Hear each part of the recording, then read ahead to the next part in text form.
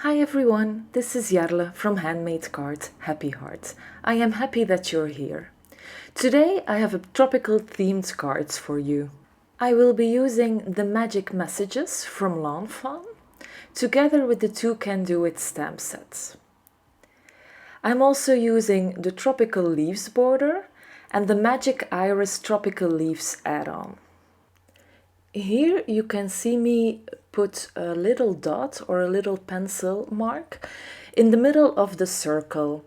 This is because I wanted to create kind of a halo effect when I start with a lighter color in my circle and then having kind of a darker color outside of the circle. So I am using 3 colors of Distress Oxides today.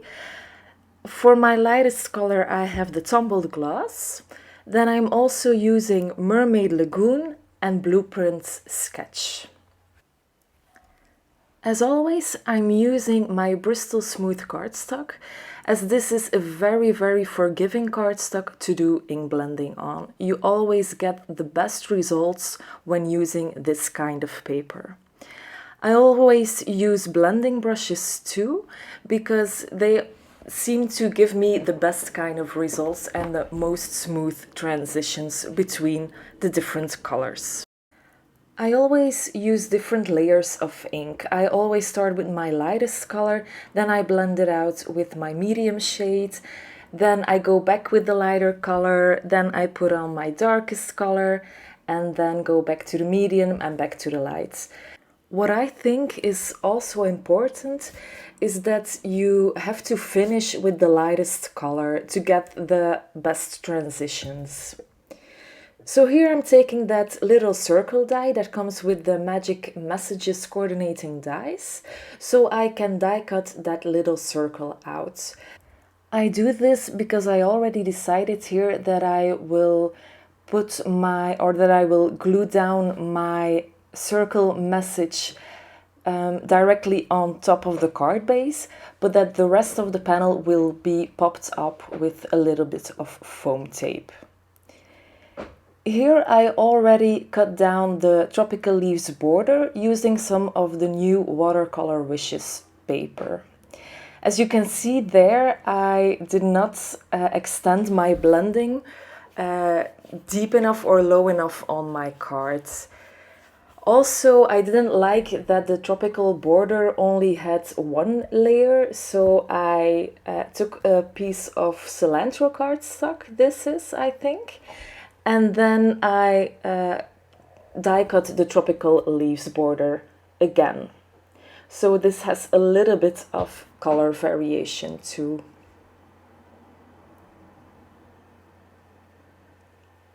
As you can see right here, I'm just placing them and see if I like that look of that layered border.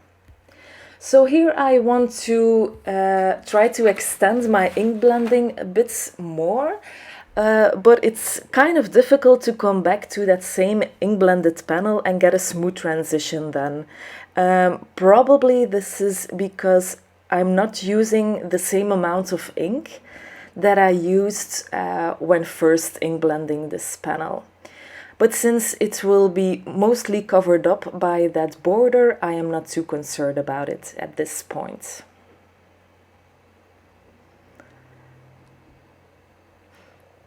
I do think my transitions would have been better if I just ink blended my panel from the first time around. I wanted to create a bit of a night sky feel, so I'm taking some acrylic white paint. It's kind of dried up there, so I am putting it on a stamping block and diluting it with some water, and then I'm just splattering on all over my background panel. I have a little bit of bigger dots and a little bit of very tiny stars. I wanted kind of a little bit more variety, so I'm also like painting down a little bit of stars myself, just to create a little bit more variety of stars.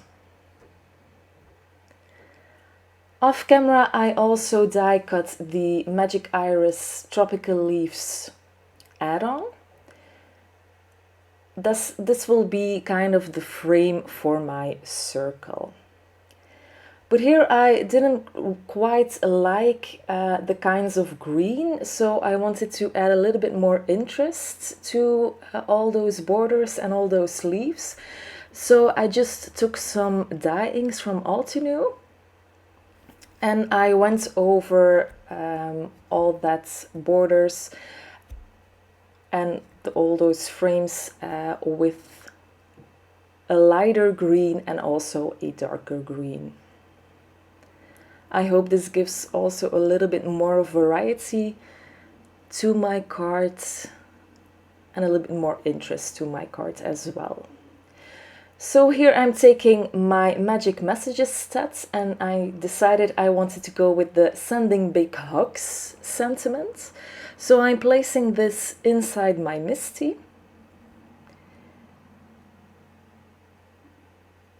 And I saw that the panel would come off with my stamp set or with my stamp, so I put down some temporarily adhesive so it would hold on to my Misty better.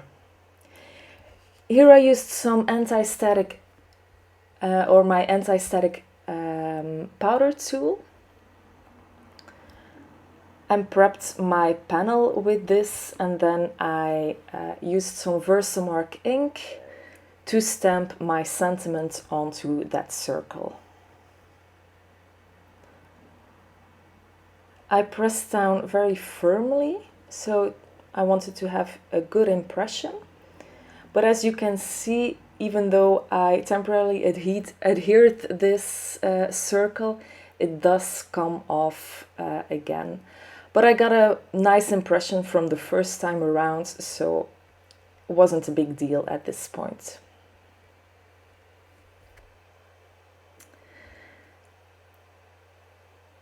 I will sprinkle on some white embossing powder here to my sentiment. And then I will heat emboss it until it's all smooth and melted.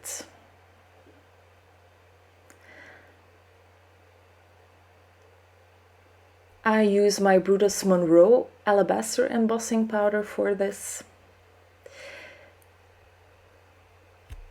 And here I'm kind of deciding which images I want to use from that stamp set. I'm just placing the stamps I want to use just around my card, so I know which items or which images I will have to color.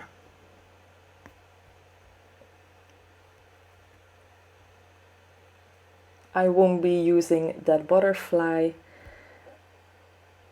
just those two jaguars, the one larger butterfly and the toucan. I'm stamping my images onto some Nina Classic Rest Solar White cardstock with MFT black ink. You can see the Copic colors that I used on the top of the screen. I placed my caps there.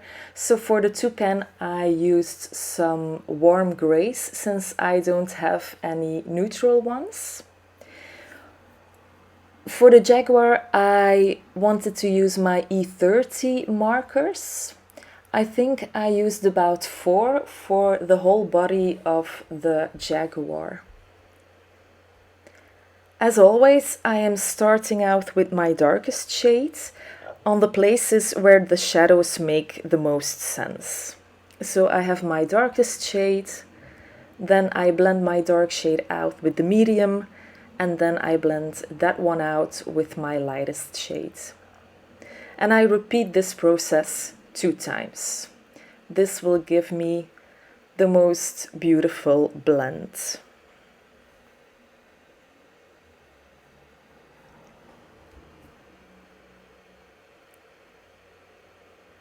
In the Lawn Fawn intro film, I think Kelly also used YR markers, for this one, but I don't own any of that either, so I'm just using, or I'm just sticking with the E30 markers for those two cute jaguars. With the earth tones or with the neutral colors, I always tend to use 4 shades because it gives a more beautiful blend and also more beautiful results. You get more depth when you use 4 shades with the earth or the neutral tones. For those little dots in the jaguar's body, I'm just using 2 markers since that area is kind of small. For the beak of the toucan, you can go all out. I don't think there are any rules on the colors you have to use for that one. You can go all wild here, but I'm just sticking with a light violet shade, a green shade, and I think also an orange shade like this one.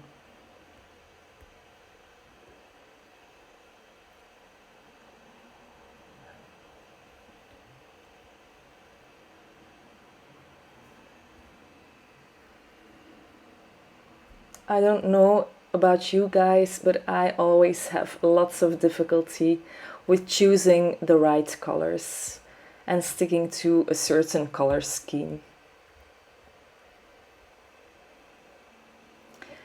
So here you can see me gluing down my circle first onto my card base, and then after that I foam mounted my panel on top. But if I would do this again, I would probably do it differently. I would probably first foam mount my whole card panel and then just put in my my little circle sentiment. I think it's much more efficient in this way.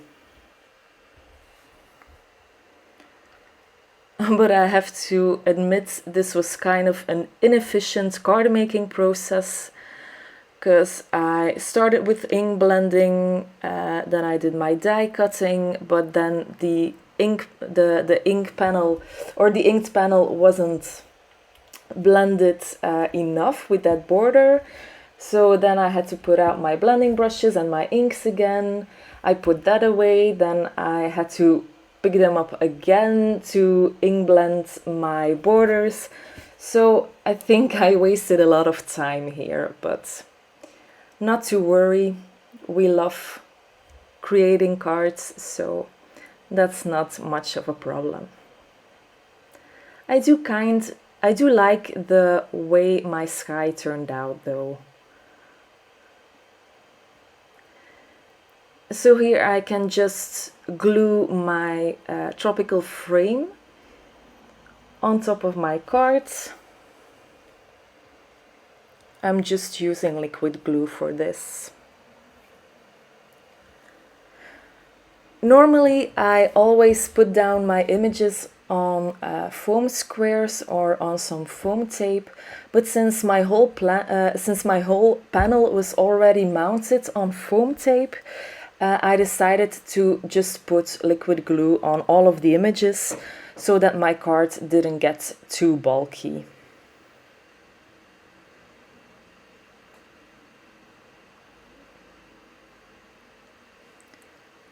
So now on to my tropical grass, putting on some glue everywhere.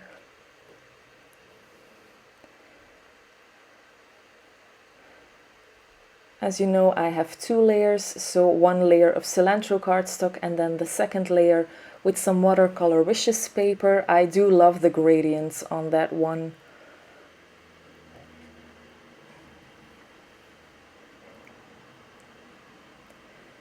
And by just using those 2 layers, I find you create a little bit more dimension again on your card.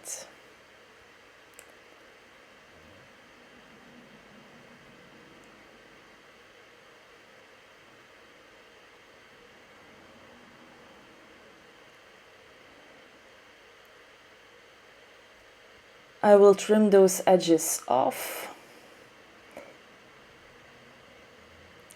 using my scissors from Tim Holtz. And then I think it's time to place down all of my cute little images.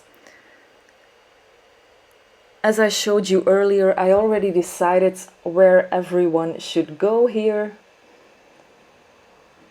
So it didn't last very long, or it didn't take me that long to decide where everything would go. So again, not using foam tape, but using just some liquid glue, so I could adhere all those images directly to my cards.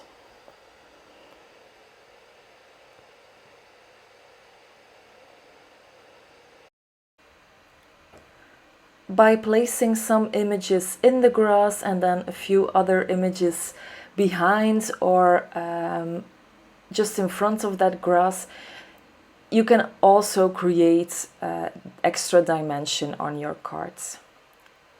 So I always try to do this on every card that I make, especially those scene cards. Lawn Fawn stamps are just adorable, and they work so well together, so it's always very easy to make cute little scenes with all their stamps. Off camera, I decided to die cut a few of those flowers because I found that the top right corner needed a little bit of extra. And this is the final card. I hope you like it. Have a great day. Bye.